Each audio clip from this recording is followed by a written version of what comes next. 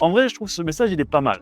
Parce qu'il montre qu'en fait, parfois, souvent malheureusement, les gens en fait, ils vont critiquer alors qu'ils ont tout simplement aucune connaissance des éléments qu'ils sont en train de critiquer. Et encore là, c'est cool parce que le mec, il rage pas, il est sympa. Du coup, il y a deux choses qui le dérangent, mais en fait, les deux choses, c'est des erreurs. De sa part, bien sûr. La première, c'est que tout simplement, une whey sans édulcorant, ça peut pas marcher. À moins de faire une whey neutre, bien sûr, mais si on veut faire une whey aromatisée qui soit bonne, il faut un édulcorant. Pourquoi? Tout simplement parce que sinon, il faudrait mettre au moins 300 grammes de sucre dans un sachet de 1 kg de whey. Et là, du coup, ça serait plus la whey, ça serait du gainer. Donc après, est-ce que vous préférez avoir entre 0,5 et 1 g d'édulcorant ou 300 g de sucre?